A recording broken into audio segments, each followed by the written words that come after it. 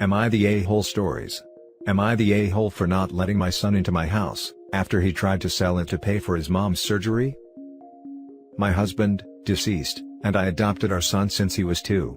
We gave him a beautiful name, and moved into a new house with spacious backyard. We were happy to have him in our lives and we were open with him about his past.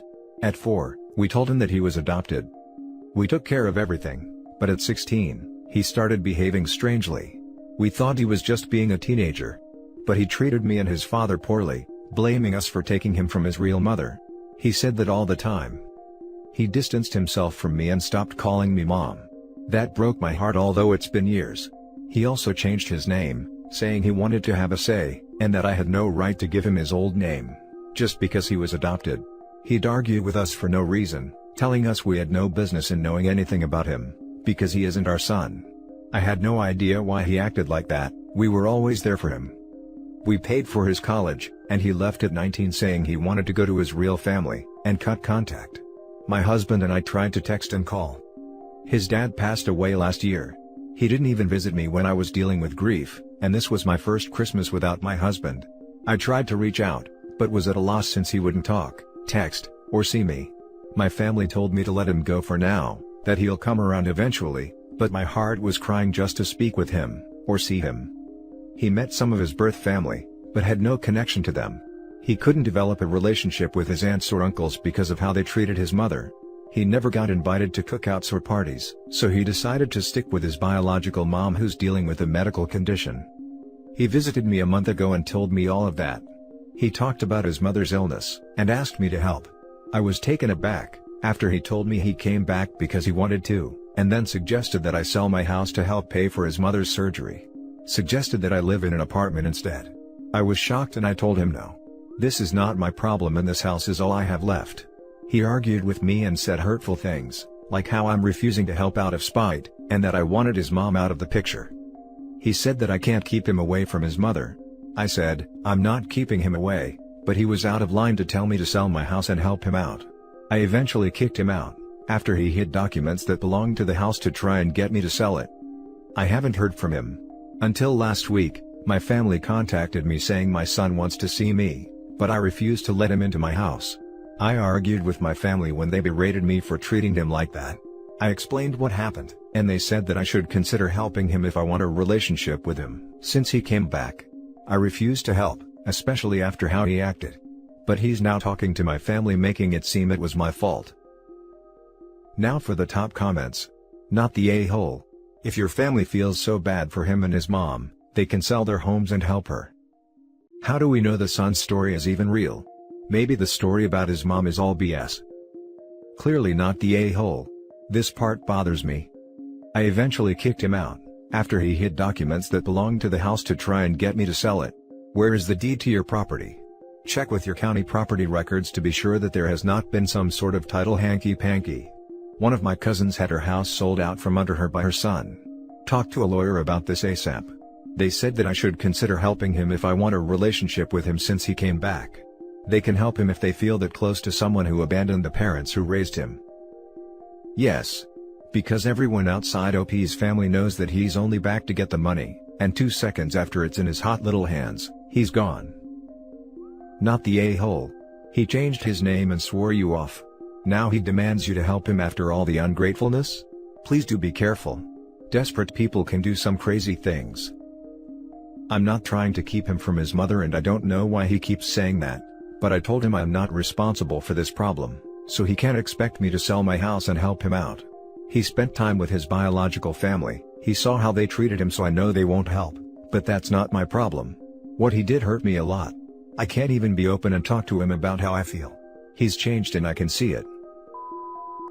Now for the next story. Am I the a-hole for reporting my therapist after she disclosed information to my stepmom? I, 20 female, lost my mom in 2018 in a car accident. It was sudden, it was devastating, and I had no one to turn to for support. My dad married my stepmom a year later and I currently live with him preparing for medical school. I have to say, I'm not that excited to start, because I have a lot of unresolved grief and needed to talk. My stepmom has been trying to insert herself as a replacement for my mom, and it's very obvious. She's controlling and gets involved in every single aspect of my life. It makes me uncomfortable. I told my dad that I'll be seeing a therapist, and my stepmom said she'd take care of it. I have been in therapy for 2 months now. However, lately, I noticed my stepmom wanting to talk to me about things that I regularly bring up in therapy to my therapist. She'd bluntly ask questions about things I said in therapy. She at some point offered me money to talk to her. I stopped talking to her. But she started bringing up my mom during dinner. It's not easy to talk about my mom because it's very stressful and causes me to get emotional. When I asked how she knew, she admitted that the therapist told her. I was shocked. She went on about why I shouldn't hate her and respect her more and get rid of the negativity, and just accept and try to adapt to this new normal. I had no response, but I was mad. I yelled at her, and told her she had no right to police my words and get involved in my personal manners. My dad said I shouldn't yell, because my stepmom was just worried about me and wanted to make sure I was making progress in therapy. I left the kitchen. I decided to stop seeing my therapist, and the next day, I told her about what my stepmom said, and told her that I'll be reporting her for breaking confidentiality. My stepmom threw a fit and my dad told me to back down, and that I was free to stop going, but not cause issues and mess with people's careers and act out like that. I refused to listen to him and he's still telling me to stop it. He ignores how upset I am. Now for the top comments. Not the a-hole. Report her and get as far away from these people as you can. You should be able to talk to your therapist without worrying. Find one who doesn't know her at all. I'm so sorry. Exactly, not the a-hole. You need to report her in case she is doing this to other people. She broke conduct and confidentiality. If she didn't want to get in trouble, she shouldn't have blabbed to your stepmonster in the first place. I would pretty much guarantee she is doing this to other people. Confidentiality is one of the most important cornerstones of therapy. To have that broken in this way, could be severely damaging. Obviously not the a-hole. Also, just report her without telling your dad and stepmom. It's not their business. At this point, I'm pretty sure the therapist will tell them. Not the a-hole. I studied psychology for 6 years, including 3 years looking at psychological therapies. They drill into us the importance of privacy and confidentiality. By breaking confidentiality, she put her own career on the line, and to be frank, you owe it yourself and her other patients to report her for that. She knows the rights and wrongs of being a therapist, and she made the wrong choice and should suffer the consequences. Otherwise, she'll continue to do this and get away with it. Your stepmom was way out of line and should have kept her nose out. If she wants your trust, she's doing a really rubbish job of earning that. If she wants a healthy relationship with you, she needs to go about it in an ethical way, and she also needs to understand that these things can't be forced.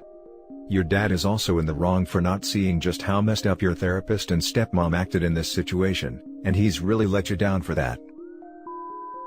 The next story is titled, Am I the a-hole for not allowing my sister to move in with me? So I, 28 mil, am a pro athlete.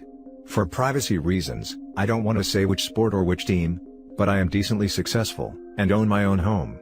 My current house is my dream house. It has a single floor, so it's not too big, but it has 3 rooms and a living and dining room. I have one room as my bedroom, I had the second room converted into a home gym, and I use the third room as a super good gaming room. Each of my specialized rooms are perfect for their purposes. My game room has a PC with a great monitor, a PS4, waiting on the PS5 upgrade, with a high-quality TV. My gym has great equipment and is perfect for the off-season. I also have a decent-sized yard, and 2 dogs with plans for a third. I have a decent-sized friend group whom I invite over frequently, and often have sleepovers with. This typically isn't planned, we don't drink, but we just talk a lot, and sometimes watch movies and end up falling asleep. Recently, my sister got into a college near where I live. When she told me the news, she told me how great it was that we're going to live together again.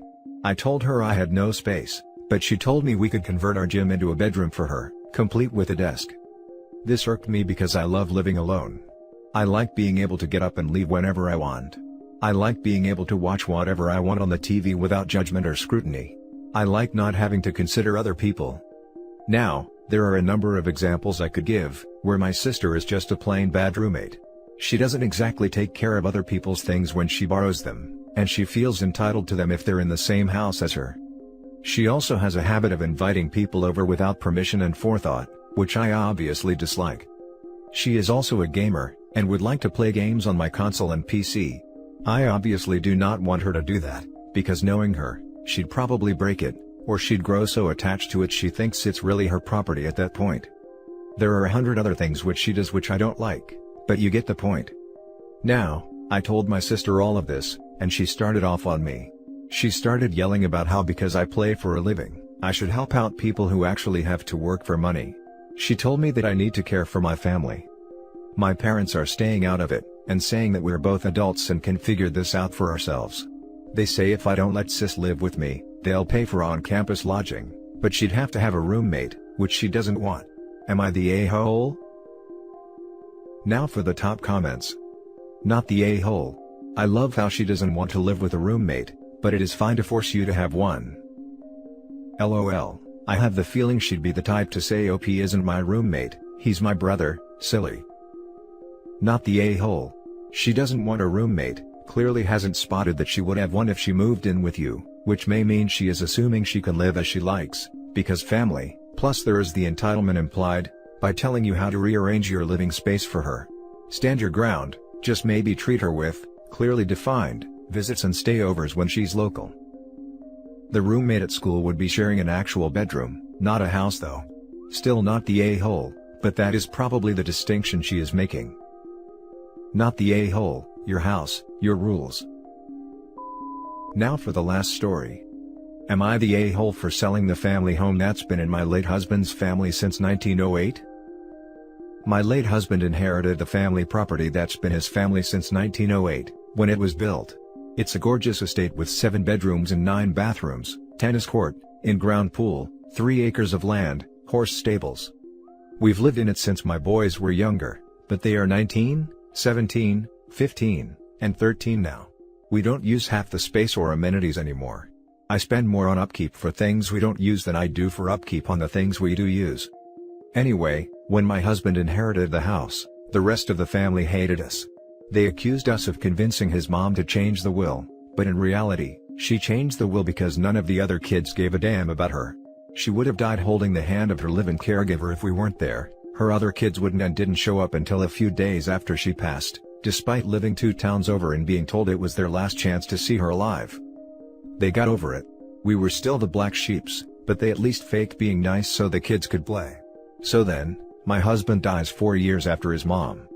After he died, his family cut contact with me and my boys completely. They refused to see my sons if I was going to be around. I don't know why. They blamed me for not letting them see the boys, because I wouldn't leave my own house to let them come over, or drop them off without speaking to someone first. Cut to now, my boys are starting to leave the nest. This house is huge, my joints hurt too much to walk to the other side sometimes. There will be times where a room goes untouched for months at a time. Living in this house was an honor and a blessing, but we truly don't need it anymore. So, like most people who downsize in their later years, I'm looking to sell it. I reached out to let my husband's family know, so they can visit one more time and get any furniture, antiques, or belongings that they didn't get when mother-in-law passed. Boy are they pissed. I also told them they could get the first dibs on buying it before we put it on the market. They were completely insulted, that I would expect them to buy the house. A family friend, childhood friend of my husband's, so he's friendly to all sides, said I'm not wrong for selling, but it ain't right to make them buy their mother's house. I get that, but I feel like this is my son's house, not the family house or my house anymore. The money I make off of the sale will go toward a fund for them to use to buy their own houses one day. Not the a-hole. The house is yours. You are being exceedingly generous in your offer to let them have sentimental items out of it, and offering to let them buy it before selling it elsewhere. Based on their behavior in the past, you owe them nothing. Seriously. So you're what, just supposed to move out and let them have it and buy whatever you can afford with however much you have in the bank? That would be a major favor even if you liked each other, but you basically only, barely, tolerated each other for the sake of the children.